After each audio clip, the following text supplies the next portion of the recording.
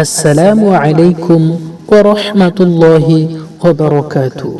সম্মানিত শ্রোতাবৃন্দ, আপনারা শুনতে যাচ্ছেন আল্লাহর নবী সাল্লাল্লাহু আলাইহি ওয়াসাল্লামের সুমধুর কণ্ঠের সেই সুমধুর বাণী।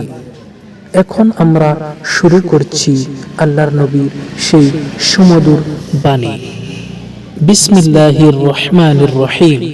হযরত আবু হুরায়রা রাদিয়াল্লাহু তাআলা আনহু থেকে বর্ণিত, নবী সাল্লাল্লাহু আলাইহি ওয়াসাল্লাম বলেন, আল্লাহ তাআলা আদম আলাইহিস সালামকে সৃষ্টি করেছেন। তার দৈর্ঘ্য ছিল 60 হাত। এরপর তিনি অর্থাৎ আল্লাহ তাকে অর্থাৎ আদম আলাইহিস সালামকে বললেন, যাও ওই ফেরেশতা দলের প্রতি সালাম করো এবং তারা তোমার সালামের জবাব কি রূপে দেয় তা মনোযোগ দিয়ে শোনো, কেননা এটাই হবে তোমার এবং তোমার সন্তানদের সালামের রীতি।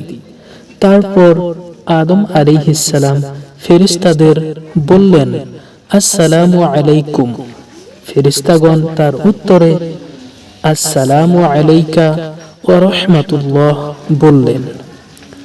ফেরেশতারা সালামের জবাবে ওয়া রাহমাতুল্লাহ শব্দটি বাড়িয়ে বললেন, যারা জান্নাতে প্রবেশ করবেন তারা আদম আলাইহিস সালামের আকৃতি বিশিষ্ট হবেন।